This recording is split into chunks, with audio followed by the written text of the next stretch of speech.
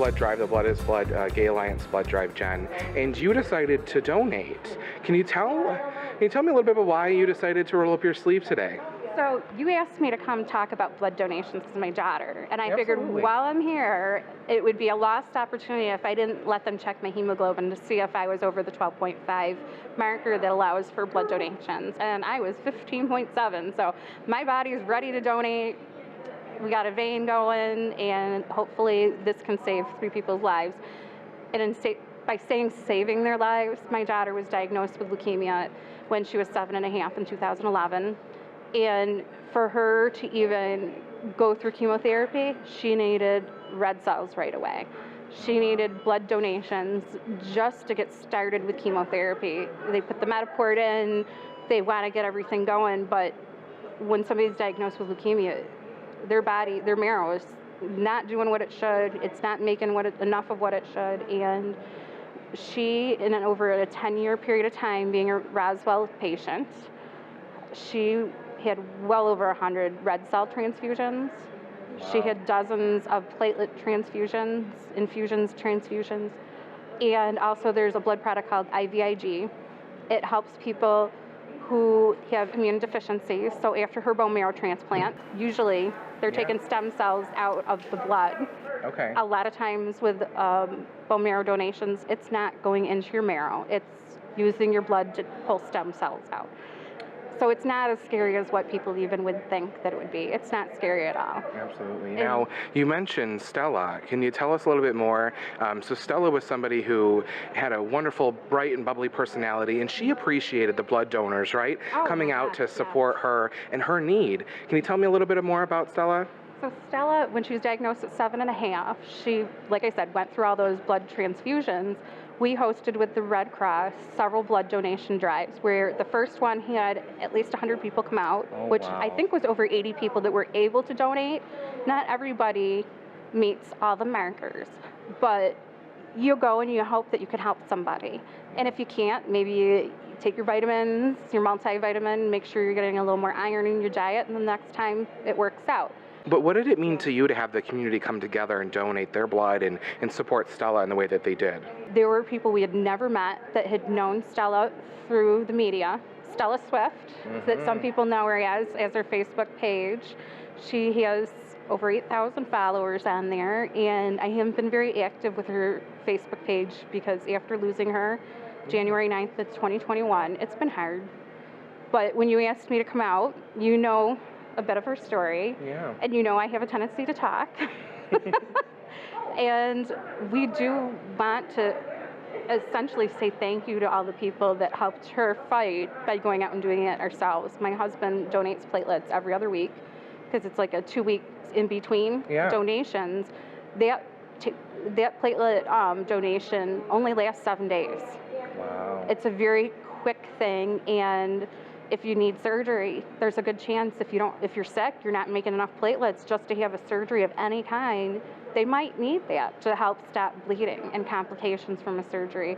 She needed a product called IVIG that comes from over 1,000 different donors to bring enough immunity into her body to help fight infection, and she needed that after her transplant for her last 6 years. I can't even tell you how many times in her last year alone, we think she had COVID. She had a lung infection they had never seen in February 2020, and they were giving her IVIG 3 times a week. Wow. So that every type of blood product she could have possibly had, I believe she had. And in Stella's case, she needed it constantly.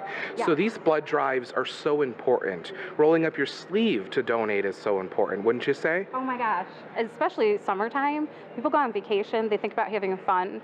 They don't think about the people that are sitting in a hospital or in a clinic waiting for the next transfusion so that they can get their chemotherapy.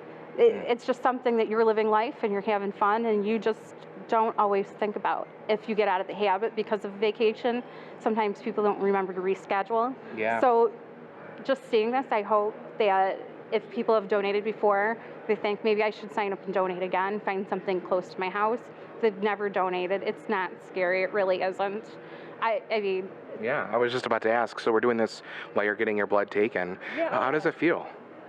I'm trying to remember to squeeze the little thing in my hand, talk and do something else. It was just a small pinch from the needle. It's no different from getting an easy shot. It's not like the tetanus shot that Right. hurts forever. It's not like that. And they might just say, don't lift anything heavy for a couple hours afterwards. Wonderful. It's not anything that really takes too much out of you. You might have some juice and cookies afterwards. So this is the Blood is Blood Gay Alliance blood drive, and we encourage the gay community that can donate to come on out and donate. You know, I think that the rules that they have in place as far as people in their sexual encounters is a little silly when all the blood that is donated and given to people is tested. It goes through a radiation process to make sure there's no bacteria that's going to harm somebody that's severely immune compromised. There is so much work that gets done to the blood before a patient gets it. So to have rules in place that really are based on an old-time stigma, it's a lost opportunity that could help somebody fight cancer, go through a surgery, go through whatever they're having a problem with, knowing that somebody out there gave selflessly. Mm-hmm. And it was always so encouraging to us when she got a transfusion. We would always recognize the fact that somebody donated so that she could continue to fight. We were always feeling that gratitude. And my husband and I still want to continue that, even though we've lost our daughter, because it's so important to us that she was allowed to be with us for an extra 10 years after her original diagnosis. It certainly is, and thank you for sharing Stella with us in Buffalo. It's certainly something that's motivational and encouraging, and while we don't have Stella here, we have her hope and her positivity with us today, so thank you. Never lost hope. She never lost hope in anything that she did, right up to her last breath, and she really loved people around her, and she wanted them to know they were important. And so when she was able to host blood drives, she made crafts for them to thank them. And she sat through the entire day of people coming through a blood drive like this to personally say thank you. So that's wonderful. Jordan, thank you. Thank you. For putting this on TV and bringing awareness to people in the community. You're welcome. Thank you. Can I get a hug? Absolutely. Thank you. Thank you. It was a pleasure. Truly a heart-touching story, one I will never forget. Rest in peace, Stella. June 5th, 2003 to January 9th, 2021. May your light shine on for eternity.